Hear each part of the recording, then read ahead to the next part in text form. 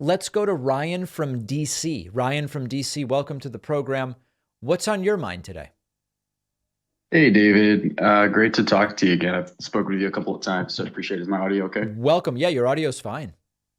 All right, perfect.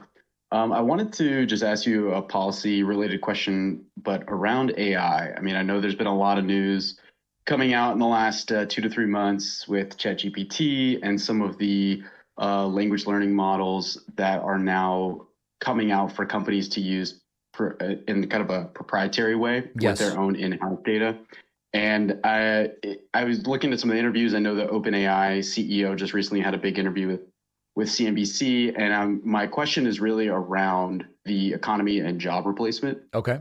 It seems that ChatGPT 4 just recently released, and the improvement of AI is not linear; it is exponential, and it seems like the guardrails from a policy perspective are just not only are they not there, but knowing that the pace in which our government typically operates is not at all exponential, and so I have a concern around the economy taking a significant hit and just this being such disruptive technology. I'm wondering, how do we kind of galvanize legislators, especially legislators that are not technically inclined, to really kind of listen to some of the thought leaders in the technology space that we need to get these guardrails in place? Do you think that that is a topic that could be relevant in the upcoming election cycle? It seems that, I mean, I work in the technology space, so I might be a little bit more focused on some of the upcoming changes. But I just from gotcha. what I've seen, I mean, this is incredibly disruptive technology and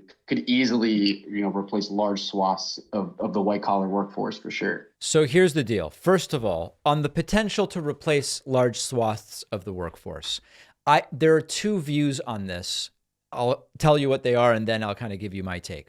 One view is, I think, closer to what you're suggesting, which is that this technology is so disruptive that it is going to be unlike anything in the past in its job destroying potential. It is going to eliminate entire areas of work and replace it with technology and lead to technological unemployment potentially irreversibly. That's one view. On the other side, there's the view that says, every time in history that something like this has come along, when there started to be cars and people said, what's going to happen with all the horse buggy drivers? They'll have nothing to do. Well, the car industry brought with it the need for mechanics and more chauffeurs, and all these different new industries were created, delivery services, etc. The technology eliminated some jobs, but it created more. Okay, so those are the two extremes. Now, the difference may be, and there are some technologists who say this is the case, that where we are now, these are now destructive technologies from the point of view of employment. That something like ChatGPT, it's not going to create more jobs than it destroys. That's what some people say.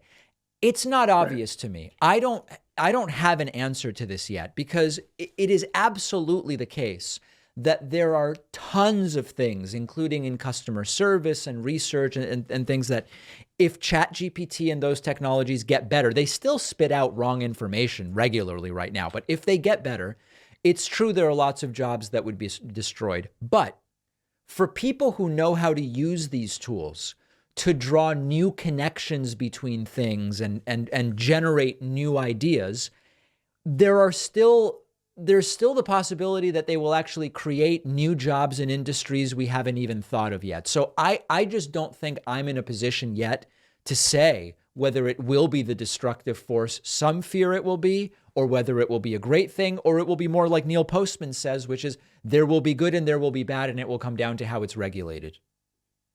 Yeah, I completely agree. And those are definitely the two schools of thought. I think a lot of the concern, at least in the technology space, is especially the difference and the distinguishing factor between the kind of AI revolution and things like the industrial revolution that created net new jobs, is that the pace of improvement with AI is exponential in such a exponential way that is unlike any other technological revolution we've experienced in all of human history. And Yeah, so, that's the yeah, argument that some are making, like I outlined. yeah, yeah. So anyway, just was thinking about that. I'm wondering if, from a policy perspective, if we do start to see some employment getting replaced, if that will be a relevant topic for politicians in the upcoming cycles, I think it in should putting some be. I guardrails in think it place. should be, but I don't know that it will be. Got it. Hey, David, thanks again for taking my call. Great to speak with you. All right. There is Ryan from DC. Very, very, very important topic. And eventually it's going to be a huge issue.